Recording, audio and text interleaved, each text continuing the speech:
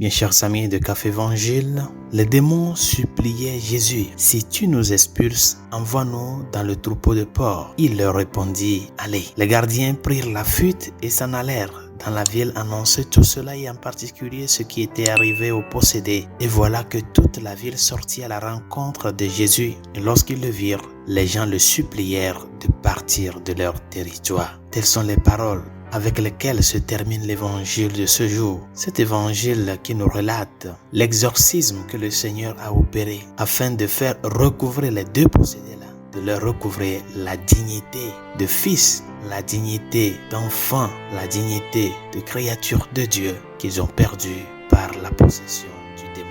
Mes chers amis, pourquoi toute la ville a-t-elle supplié Jésus de quitter leur territoire après que le Seigneur a délivré deux de leurs concitoyens du démon? Pourquoi ils ont supplié le Seigneur de quitter leur territoire? Saint Jérôme nous dit qu'il est possible que ces gens-là aient agi par humilité, en ce sens qu'ils ne se considéraient pas dignes d'être en présence de quelqu'un de si grand que Jésus. Et comme Saint Pierre, rappelons-nous dans l'évangile, qui tomba aux pieds de Jésus et s'écria « Éloigne-toi de moi, car je suis un homme pécheur, Seigneur. » Ces habitants de la ville étaient peut-être tellement émerveillés par ce que Jésus avait fait pour eux qu'ils ne se considéraient pas dignes d'être en sa présence. C'est ce que nous dit l'interprétation que nous donne Saint Jérôme. Mais d'autres pères de l'Église soulignent qu'il est plus probable que ces habitants représentent ceux qui sont coincés dans leur vie de péché et qui ne veulent pas se confronter à l'Évangile ou à la personne de Jésus. Ils sont enfermés dans leur mal. Ils ne veulent pas faire le pas du changement et de la conversion. Ils préfèrent fermer leurs oreilles à la vérité et rester dans leur vie d'ignorance et de péché. Bien-aimés dans le Seigneur, le salut que le Christ nous a apporté est gratuit. Mais dans cette gratuité, il y a une forme de payer un prix pour cette gratuité-là. C'est-à-dire que ce n'est pas une gratuité que nous pouvons dire qui est totalement exempte d'un prix. Non. C'est qu'au fait, ce que nous payons ne peut pas correspondre au don que nous recevons. Ce n'est pas gratuit totalement, le salut que le Christ nous a apporté. Il faut payer un prix, le prix de l'acceptation, le prix de dire oui au Seigneur et d'embrasser ce salut-là qu'il t'offre.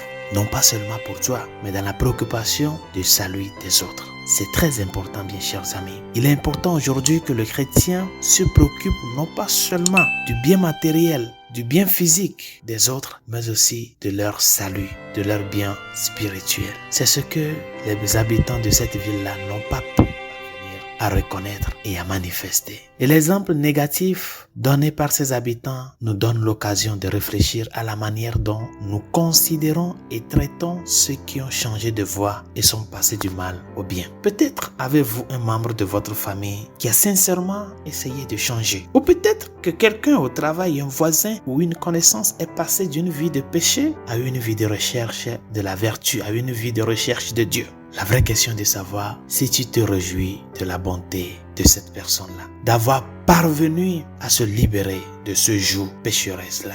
Est-ce que tu te réjouis? Est-ce que tu es content qu'une âme a été gagnée pour le Christ? La vraie question est de savoir, est-ce que tu es reconnaissant envers le Seigneur de la conversion continue et de la recherche de sainteté de cette âme-là qui est revenue au Seigneur? Ou tu as du mal à exprimer ta joie lorsque tu vois ces personnes que tu connais et que tu connais bien leur passé et que tu les vois changer pour le bien? Bien chers amis, il est souvent très facile de critiquer, mais beaucoup plus difficile de se réjouir de la sainte transformation des autres. Le salut que le Christ nous a apporté est universel. Si toi tu as eu la chance de le connaître dès le bas âge, ou bien d'avoir reçu la semence de la foi en famille, préoccupe-toi que ceux qui ne le connaissent pas et qui vivent dans les ténèbres et l'ombre de la mort puissent aussi parvenir à jouir de la même lumière dont tu jouis, celle du Christ.